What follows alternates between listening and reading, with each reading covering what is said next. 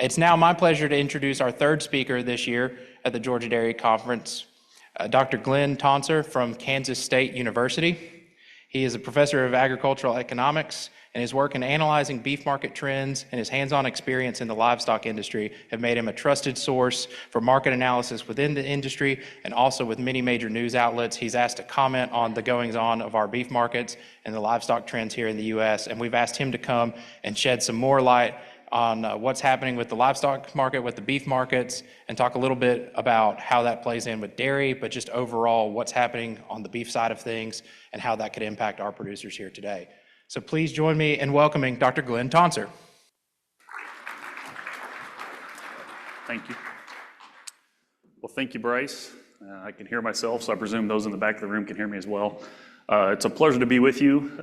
To add a little bit to that background, I grew up on a hog farm in Missouri, and I usually interject my fingernails are a little cleaner than they were when I was a kid, because I grew up pressure washing hog barns and so forth.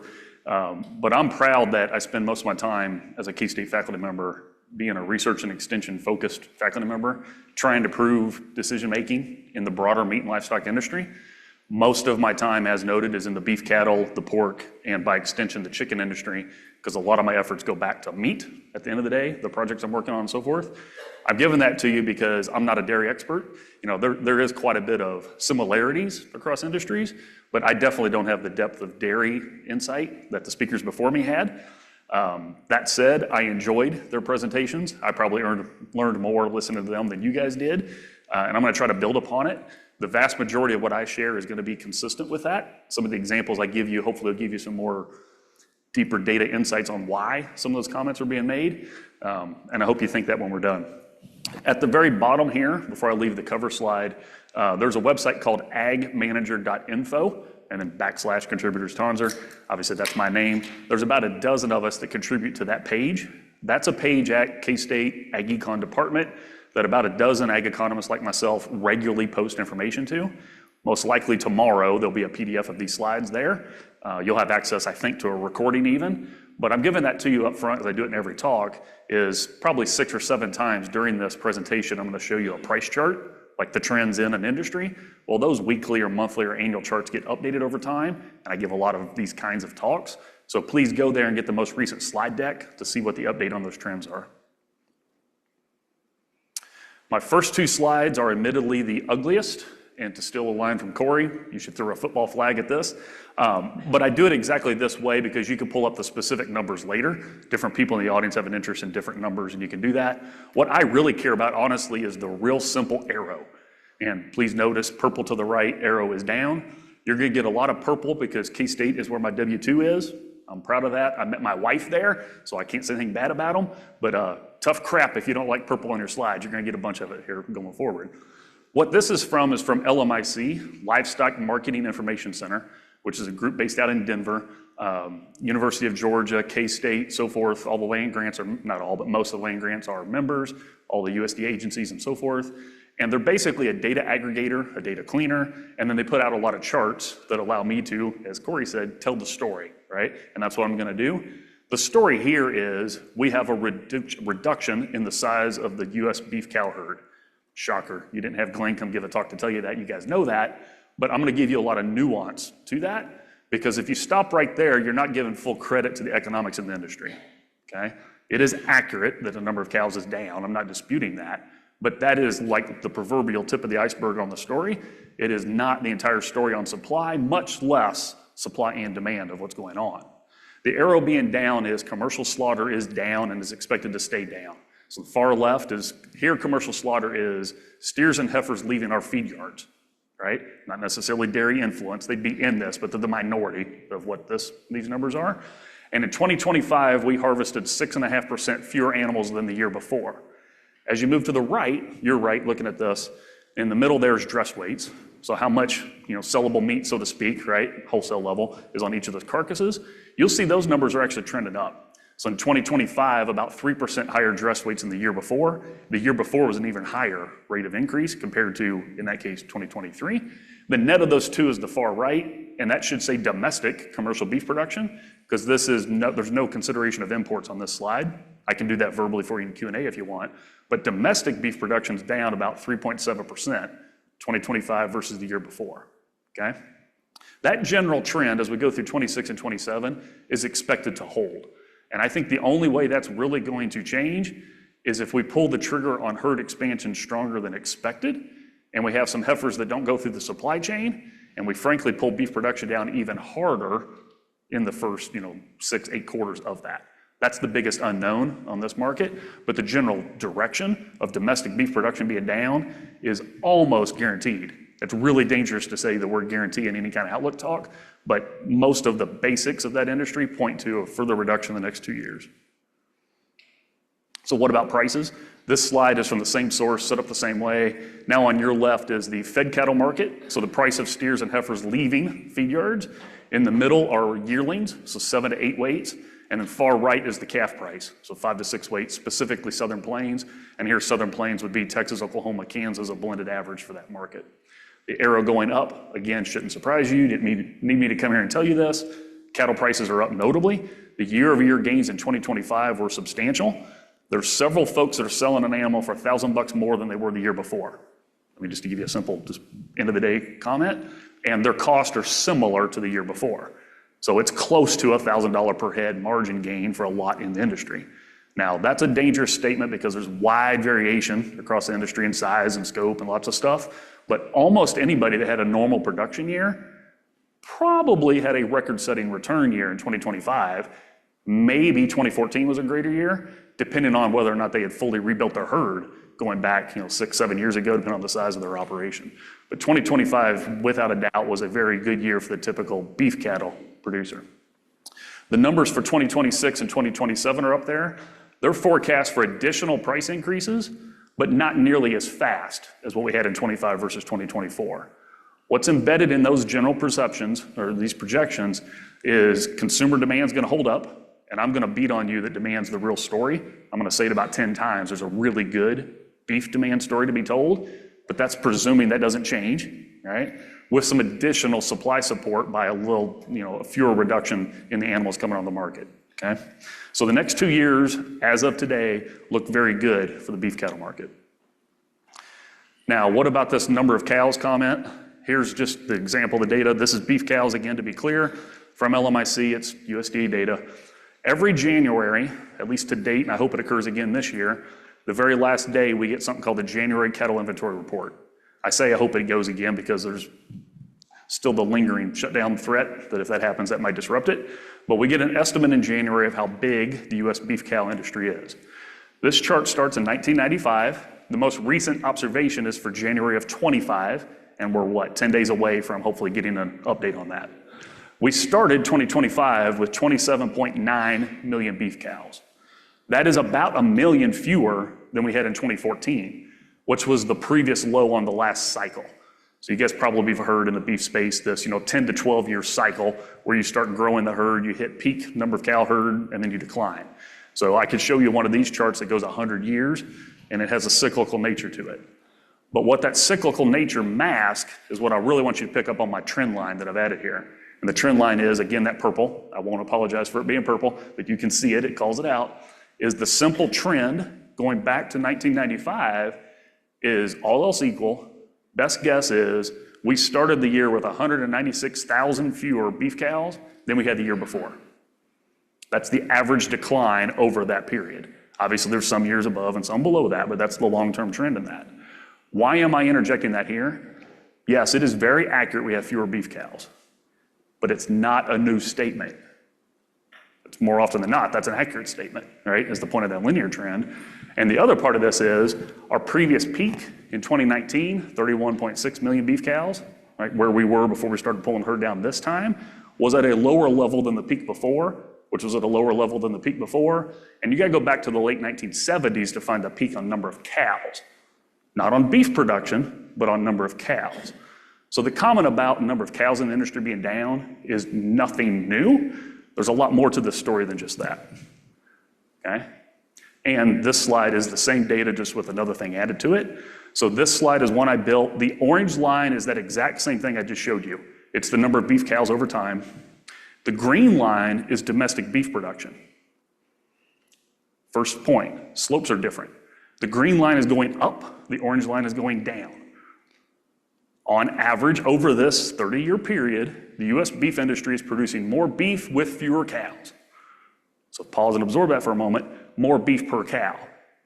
And here's the efficiency kind of testament, if you like, for the beef industry, is better breeding success, better calving success, better weaning success, a heck of a lot more weight on them while they're in the feed yard. And the net of all that is more beef sold per mama cow in the system. That's the put English to that chart, right? Okay? And it's not unique to any one year. It's not like this just developed in 2023 or 2024. These are long-term trends, and they're just the efficiency kind of measures at work from an animal science perspective and meat science and lots of other stuff in this industry. Why am I doing that to you here? I purposely repeat key points because that's how I know to like hammer them on people's heads. There's more to it than just number of cows. Efficiency in the beef cattle industry is frankly a common story to most of commercial ag. Remember my comment, I grew up on the hog farm in Missouri. Lots of corn and soybean production around me. You could plot corn acres, bushels per acre, be a similar story, right? Lots of gains, similar on lots of commodities. It applies in your industry as well, right? There's nothing wrong with that, but we need to recognize there's more to a story than just the number of cows, whether it's beef or dairy. We need to dig deeper to understand the economics in the industry beyond that. And I hope to show that to you. If you want more on the cattle cycle, like herd expansion, beef production, so forth, we put out fact sheets. Again, these are purple. Go to Ag Manager, here's the most recent one. And we basically put English to this more production per cow story and how it compares over time. All right, here's another one of these kind of messy slides that maybe we need to put a penalty flag on, but it's from LMIC, and it's a price chart for calves. So specifically beef calves in the Southern Plains, 5 to 6 weight. So this is the most common sellable asset for a cow-calf operation. Think of it that way. The blue line on the top is the 2025 data, realized prices per USDA's estimates. The kind of black dash line that's in the middle is 2024, and quite frankly, you can ignore the red line. The red line is something LMIC always includes as the prior 5-year average, but we've had enough of an increase the last 2 years, we can almost ignore it because it looks like a flat line. You can't even pick up on seasonality in it because it's the y-axis on these charts have changed so much, it's flattened it, right? But I'd leave it in there just because like I told you, go back and compare over time my slide decks, you can find the 5-year average over time to compare. To the far right, I've included some October and then end of year numbers, specifically on that chart. In the middle of October, the Southern Plains calf price was $462. When we got to the end of October, it was $407. And why am I giving you this specific call out?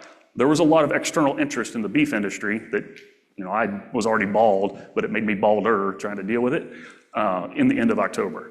Lots of discussion about beef prices and the role of various things and so forth, okay? That got the angst up in the beef industry. And quite frankly, I think it probably slowed interest in expansion. Is the reason I interjected here today, okay? Folks that were on the fence of expanding, I think probably are gonna sit one more year out to look for some political certainty before they pull the trigger. I'm not trying to make a political statement, I just think that's the way a somewhat neutral, rational decision maker is gonna handle elevated political and regulatory uncertainty. So this discussion about the cattle cycle and where we're at, we probably added time to them when we pull the trigger. I think we're probably gonna pull the trigger in 2026. What I mean by that is pull some heifers out of the system and start the process.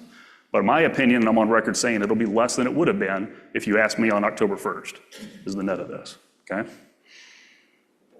And if you want a lot more on that, I do my best to be apolitical because I think that's my job. I'm not trying to take a political stand there. I'm just saying there's real market consequences to that. You can read more about it, or we can take it on in Q&A if you want. So now let's go forward looking. That's kind of a history lesson real briefly. What do we think a calf's gonna be worth here in 2026? So a very common example to use is roughly 3/4 of the beef cattle industry is sold, the calf crop is sold in the fall. About 1/4 is in the spring, but the 3/4 that's sold in the fall, they sell sometime in October, bleeding into November. Well, here's an example for Salina, Kansas. And if you're not familiar with Kansas, it's basically central Kansas. And it's just a barometer you can use. Again, I'm in Kansas, so I'm gonna use a Kansas market. And the best guess at the moment is you're gonna get a $2,400 check for selling your calf in October. That would be down a little bit from what you just had, by the way. So you could label this a conservative forecast. But what's underneath this forecast is the CME futures market. specifically the October contract, historic basis, so cash versus futures for Salina at that point in the year for this weight gives you that outcome. So the market is projecting that $2,400 revenue for a calf crop. Would not be as good as last year, but still would correlate to a very positive return given where costs are at. And that's what this slide is about. So same LMIC, same kind of data aggregation effort. They do a historical, what they think the profit margins are in the beef cow calf sector. This slide goes back to 1998, and it has projections for 2026 and 2027. So the last two numbers to the right, and to be fair here, 25 even wasn't totally known, so you could label it a projection. But they're totally different numbers. Most importantly, please notice at the bottom, this is dated, and that's why I put it in yellow, middle of November. So LMIC, like a lot of other groups, had their automated systems messed up by the shutdown. Again, this is not a political statement that I like or don't like the shutdown. I'm just saying there's implications of a shutdown. So the data flow was impacted. So this slide hasn't been updated since then. So I'm going to update it verbally for you, which will get us all up to speed. When this slide was created in the middle of November, the estimate for 2025 was a positive return of $900 per cow. So the average operation in the Southern Plains was going to have a positive margin of $900 per cow. And that was going to slowly decline over the next 2 years. 882 and then 758 are the numbers that are up there. You could easily add $100 to the 26 and 27 numbers up there, given what the feeder cattle market's done since the middle of November, because there's been some regain of that pullback that happened. So today, these would be conservative numbers. They are large historical numbers, but if I was to update the 26 and the 27 forecast for you, I would add $100 per cow to those numbers right now. Begs the question, is that enough to pull the trigger on herd expansion? Remember my comment earlier, I kind of played my hand. I think those that wanted to expand will dip their toe in it this summer. And what I mean by this summer is a heifer calf that's born here in the spring, in June, July, when they decide, are we going to put it on the path to sell as a calf or are we going to keep it at home? I think some will start doing that. But I think the aggregate of that will be lower than it would have been because of some disruptions in the market in Q4. Here's just the reminder, watch for that January cattle inventory report. And there's a link at the bottom for those of you that want this. It's scheduled to come out January 30th. All right, what about the feedlot side of things? Every month I put out a slide. It's like a 7-page PDF, and this is the first table that's in it. Because yes, I'm the geek that puts out lots of these things, lots of these numbers. There's something called Focus on Feedlot Survey at K-State. So my animal science colleagues do a survey of the bigger feed yards in Kansas. And what that provides me is average daily gain, death loss, placement weight, sale weight, think all things production. Think all things from your animal science background that I need in a margin calculation.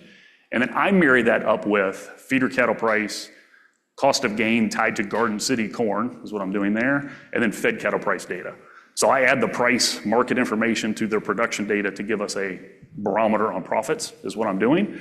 And there's historical trends to that. What this table is the projections that come from that exercise. And the projections, because I'm using CME products, fed cattle, corn, and feeder cattle to go forward with those trends. The numbers that are up here are green, the first half of 2026. And I'm just going to interpret one specifically to make sure you guys are tracking me. So a steer that leaves a Kansas feed yard in March. So it's on feed right now, and it has roughly 2 months left before we're going to send it to market weighing 1,450 pounds. Okay, that's the animal we're talking about. When I did this in the middle of January, my best estimate is that steer is going to leave the yard with a positive return of $580. Now, what's underneath that calculation is I'm presuming roughly 7 months earlier, you bought that animal at the going cash rate in Kansas. You paid the going cash rate for Garden City corn to drive the cost of gain along the way, and you took the spot negotiated market that I'm projecting for March. Anybody that's following me is I'm giving you no risk management benefit. I'm saying you're unhedged on all legs. It's a cash calculation, okay? Because of that, anybody that's been hedging isn't going to experience the 580 positive. It's something lower than that. But also because of that, at times when I say you lose $500 a head, if you're hedging, you didn't lose 500, you might have lost 200. So hedging mitigates the highs and the lows, right? Keep all that in mind. But this is I don't want to make decisions about who's doing what hedging, is why I do it this way. What's the cash market say these margins are? And they're very good for the first half of the year. July is the first month that I put red around because this narrative changes the second half of 2026. And the number that's up there is a loss of $211 is my forecast for an unhedged animal that leaves the yard in July. The main driver for that is you spent over $80 per hundredweight more at placement. So certainly $600, in some cases $800 per head more to put that animal on feed than what came out of the yard 6 months earlier. It's the feeder cattle market catching up to these margins with the output price not going up at the same rate, right? This happens a lot, but what will this do to demand for feeder cattle going forward is the question, because we're projecting a lot of red ink in that exercise. And absent some additional fed cattle price increases, red ink's gonna hit this segment of the industry in the second half of the year. All right, now I'm gonna beat on demand. Hopefully I got us all up to speed about where we're at with the herd and so forth. Raise your hand if you think you can explain everything by the number of beef cows in the industry. Good, I accomplished something right, okay? You can't explain the economics of anything just with supply.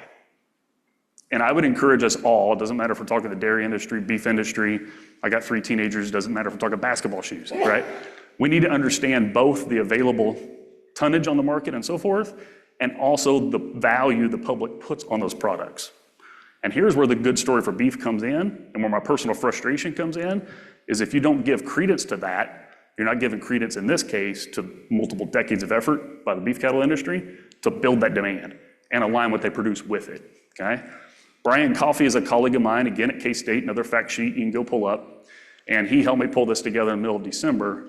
What we did here, and I'm giving you the punchline for the most recent, but we used the 2023 versus 2024 observed market outcomes, and we did it again for 24 versus 2025 based on what we think the 2025 data is going to be, because we did it before December was done, right? So we had a little more than 11 of the 12 months in hand, doing our best, and we back out the best we can how much of the notable increase in prices, in this case the USD reported beef price that consumers are paying, how much is that is due to growth in demand versus reduction in supply. The net of those two gives you that price increase, okay? In 2024, we knew what this was. I have all the data. What you have in front of you here is the 25 beef price versus 24, the majority, and specifically 87% of that, we attribute to demand. So I'm gonna say it again. It's not just number of beef cows, right? The beef cows fails to recognize the pounds per cow. I made that point earlier just to complete the supply story. But even that is the minority of the total story. The public is willing to pay more per pound than we thought they were. Full stop. You don't explain the observed market outcomes without that being the case, okay? The average person in this room may not be in that bucket. I may not be in that bucket, but we're in a country of over 300 million people. Somebody in the country is willing to pay a lot more for beef, and not just one person, a collective group, than we thought. That's a good thing. Begs the question, how do we get there? I'm gonna go fairly quickly through this point, just to remind you where this information's at. We're in a pro-meat era. The average American has consumed 29 more pounds last year of meat than they did 10 years earlier. And it's not just beef. Beef, pork, and chicken, all 3 of them are being consumed more per person than they were 10 years earlier.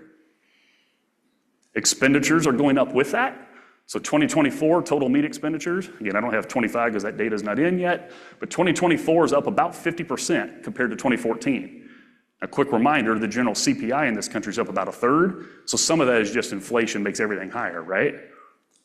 But meat has went up more than the average basket of goods in this country.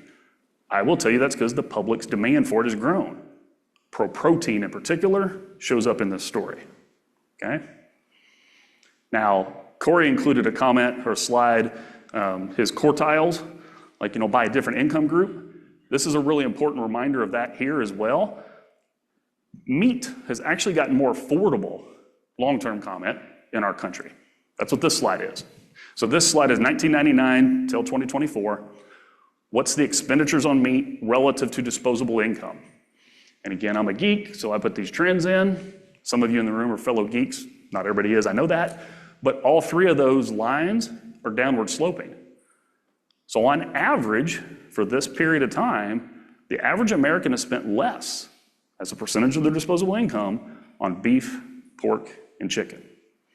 And I didn't bore you with it, but if you take the same data and do just the last 5 years, It's basically flat.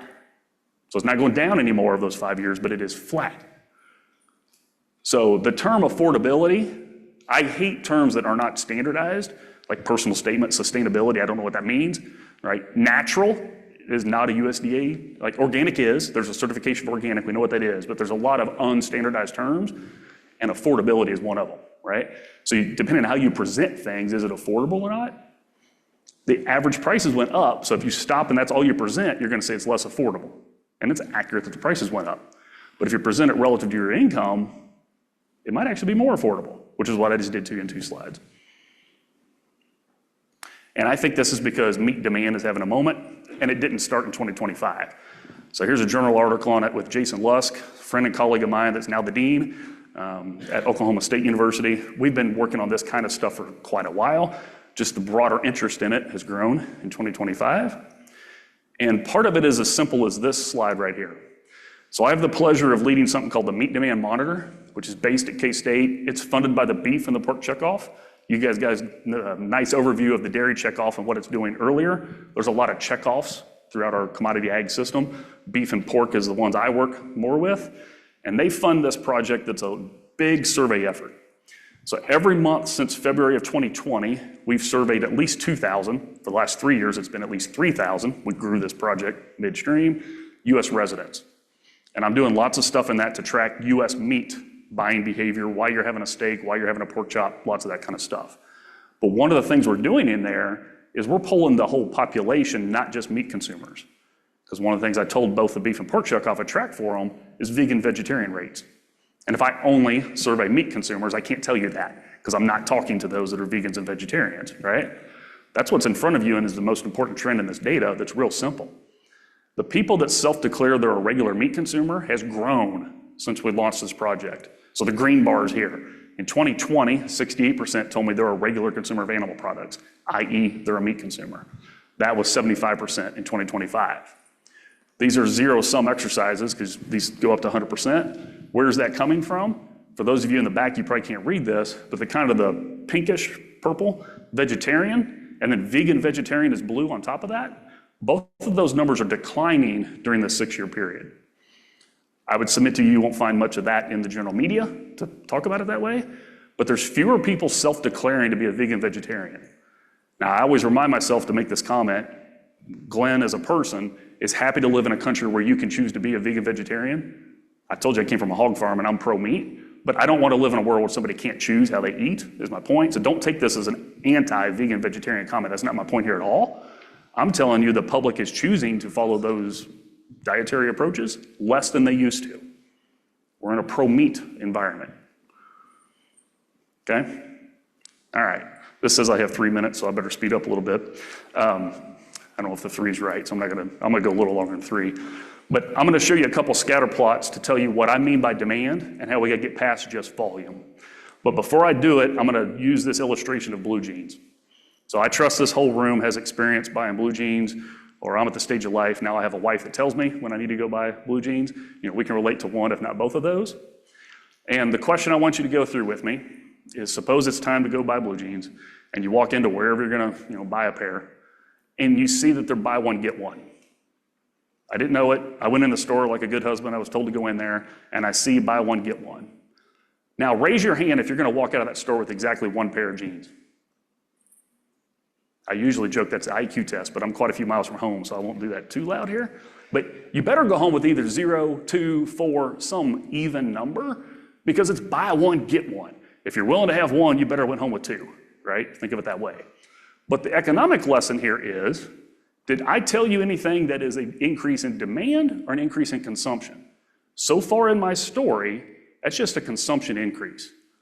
If you walked out of a 2 pair, but you wanted 1 and nothing else changed, you went home with 2 instead of 1. The volume that cleared the market was 2 instead of 1. That's accurate. But you also paid half the price you were expecting. The wallet, same experience, right? Half times 2 is still the original 1. You guys following me? Okay?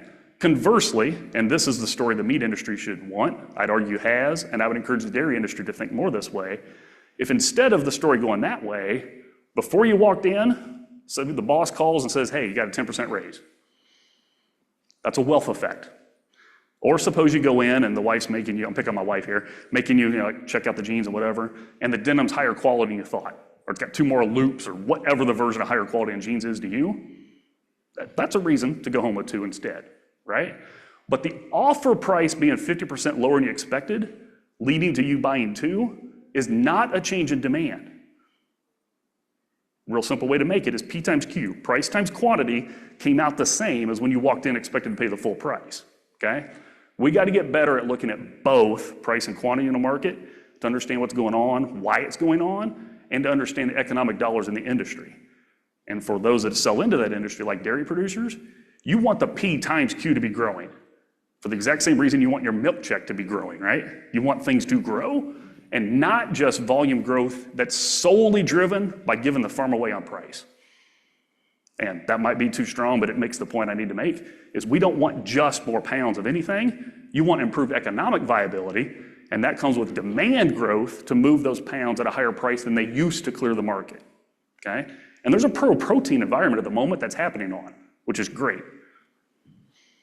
And that's the scatter plot. And I'm gonna do this, and I'm gonna fast forward and show you 4 for the dairy and put a bow on it. Okay, very good. So I can ignore this? I have your permission to ignore this? All right, wonderful. That's good. This is another slide from LMIC, and it's a scatter plot that shows every year going back to basically 2000. Horizontally is pounds per capita of beef. So USDA's estimate of how much the typical American eats in beef per year. And then vertically is USDA's estimate of the retail price for beef. And it's deflated, so this is already adjusted for inflation. So this particular slide, there's not an inflation discussion to it. That's already taken out of it, okay? And you find every year on here we can tell a story. The red arrow is the crappy history lesson I always start with, because I set it up to make a more fun ending comment, is when we went from the 2000s towards 2010, the beef industry shrunk. And what do I mean by shrunk? The red arrow tells you what I mean by this. We moved from the right to the left, the average American consumed less beef, and the industry failed to get a higher price clearing the market. If demand was the same, and we simply took cows out of the industry, for example, so we took pounds off the market, we would have seen a higher beef price clear. The price quantity trade-off would have played out. But the fact that you had a lower Q and yet price didn't go up tells me demand actually had a problem. The public wanted beef less in 2010 than they did 2009, and they wanted it less in 2009 than they did 2008 and so forth. There was a macroeconomic problem. The housing crisis and that wealth effect was the main driver of that. But I start there because that's a clear example of beef demand had a problem then. And by the way, if I did this to you for the 1980s and 90s, there was almost a 20-year period in a row that there was a beef demand problem, that we shrunk. We took like 10 million cows out of the industry because it was a demand problem, okay? More recently, and a lot more fun to talk about, is the green arrow. So 2024 versus 2023. This is the data in hand, this is why I do that. Green 2024 is to the right and above the purple 23. 2024 market was a higher price and a higher quantity even after adjusting for inflation than in 2023. The average American consumed more beef in 24 than they did in 23. That's been lost in the narrative the last 6 months. Imports were part of that, and I'm happy to clarify that in Q&A if you want, but they consumed more beef and paid more for it than the year before. That only happens if you value those pounds more and you voluntarily pay up for it. In 2025 is basically going to be the same thing. When that data comes in, it's going to tell us that demand was stronger yet in 25 than it was in 2024. Okay? So again, more than just number of beef cows. I purposely repeat that. Meat is having a moment. You can pull up some of these links later.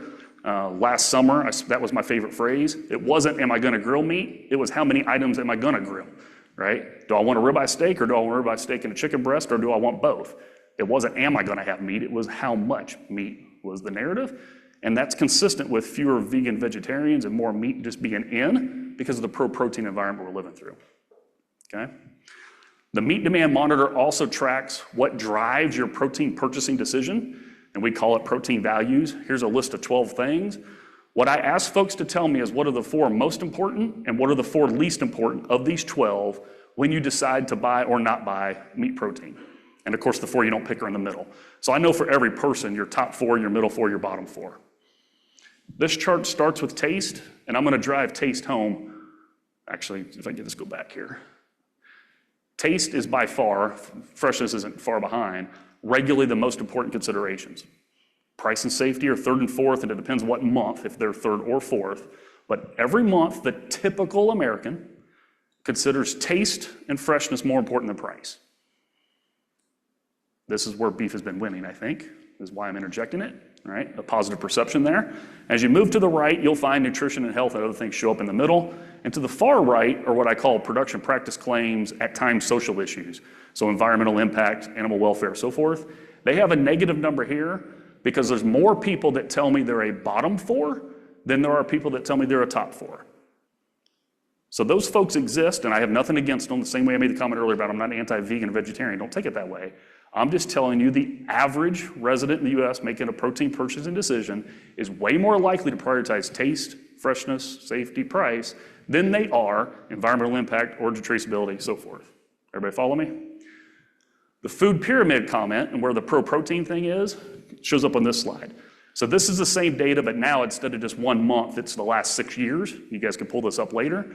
But the biggest change in the last 6 years in this data is nutrition is growing in importance. Taste has always been the most important. That doesn't change.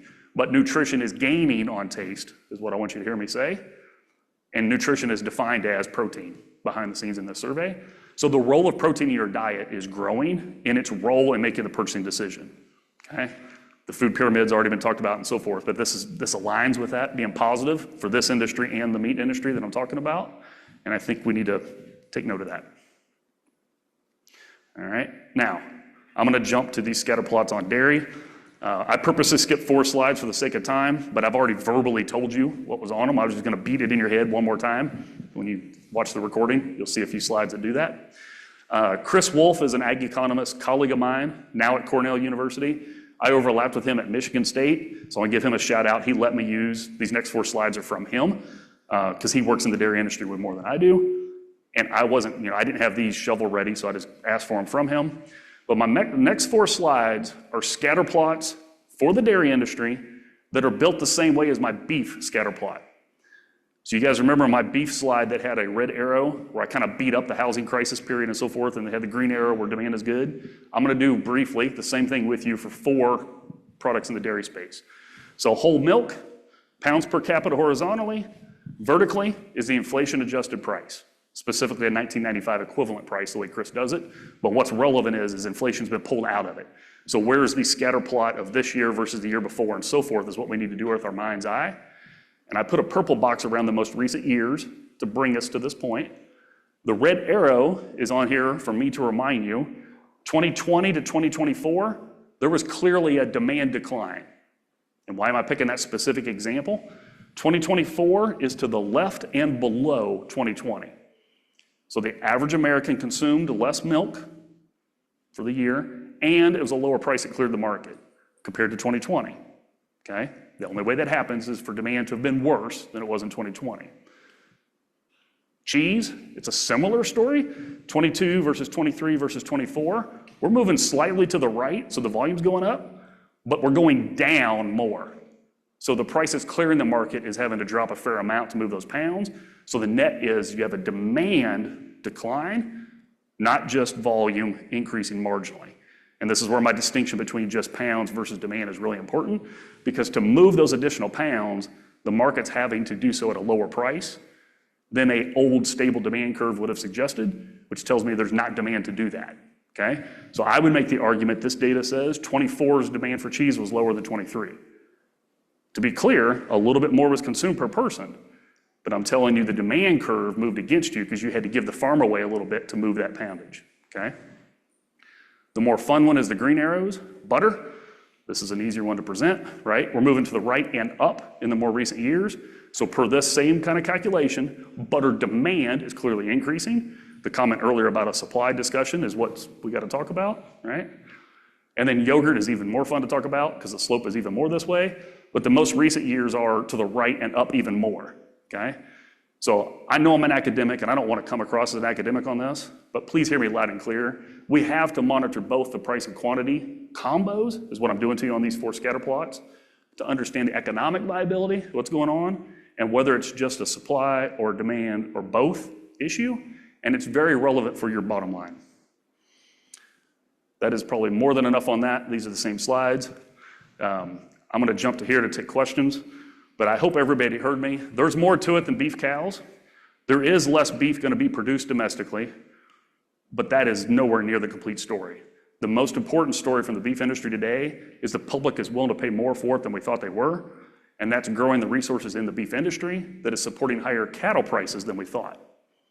That is supporting higher prices for you guys indirectly, because your cold cow prices are higher because of it. They're also higher because our animals have never been bigger, and we have more 50% trimmings than ever before, and we need to blend it with lean. And where do we get lean from? Cold cows, or we import it, right? So again, that supports the value of cold cows. And the last verbal comment is, one of the things that was talked about by Corey in particular, so I didn't verbally do it, but I'll do it now. The beef dairy cross thing, I agree, it's not going away at all. We have more feedlots and packing capacity than we have cattle. That's not a new statement, but there's more concrete infrastructure than there is cattle, and that puts pressure on those, the margin pressure on those industries, and they're going to have an interest in beef dairy to help fill those slots, as long as that statement is true. So with that, I will stop. Do we have any questions for Glynn? We got one back there. I can yell it out. I'll repeat it. Okay, how do you measure how many beef heifers are in the national herd? How do you measure that? So, well, to be clear, I don't, but USDA in January and July, most years, some years we've skipped July, but most years, does a survey of the cow-calf sector, and they put out an estimate of what that survey tells them are the number of heifers being retained for future breeding. So there's a heifer retention estimate. And my January 30 comment, the January cattle inventory report, supposed to come out here in 10 days, will include that at the state level. So not just for the country, but the January one does it by state. So that's where I will say, like after that comes out, if it does, I will probably write something that says, is the Southeast expanding, yes or no? Or the Southern Plains expanding, yes or no? Because I have state level insight on that. But it's a survey of cow-calf producers, to answer your question, by USDA mass. We got one up here. What did the beef industry do to increase demand? Oh, great question. And I need 2 more hours for that. But I skipped over part of it. Is my humble opinion is they had a crappy experience in the 80s and 90s because they had a demand problem and it hit their wallet. So it motivated them to think about how do we make it better. So I got to give credit to that painful experience. And then they said, what does the public want and how do we get there? And embedded in that, how do you align the incentives? Is we grade cattle today. We don't just sell based on live weight. So you've got a yield grade, a quality grade component, right? The percentage cattle that are prime today is way above before. So the genetic ability to do that has grown. But we would not have made that advancement if it wasn't for the public saying, we want you to improve the quality and consistency. So to recap that, they took it in the shorts for a while. They listened and said, we need to do something different. Like chicken, it was eating their lunch in the 80s and 90s, to paraphrase. Beef demand had a problem. They need to be more consistent and higher quality. And they had got their production incentives in line, the grid to pay you differently, how you feed them and how you breed them. And now they're getting the fruit of that 10, 20, some would say 30 years after the fact. So they didn't turn that ship overnight at all, but they got the economic incentives of line to produce something more in line with what the consumer wants. And they're fortuitous today to be doing it at a time where the public wants protein. They probably didn't see that coming in 2002 and 3, but they're living through it. Last one right over here. Yep. I just have a question about USDA, of course, closing the border to Mexico. If they ever solve that situation that's down there, are we going to see just all of a sudden a slug of cattle that accumulate that are, those cattle are accumulating down there now? Yep. If that gets released, if the border gets opened, are we going to see a large change in the numbers? So maybe, but I don't think so. And I'm going to give you a little context. So about 5% of the slaughter in the U.S., historically, not right now because of screw room, but in past years, you could trace back to animals that were originally from Mexico. They were 300 to 400 pound animals that came into the southern plains. We fed them like roughly 5% of production. Maybe 8% of the feeder cattle increase in 25, you could attribute to those animals not being here. So the market effect is real, but please hear me, that's not the biggest driver, is why I'm giving you those numbers.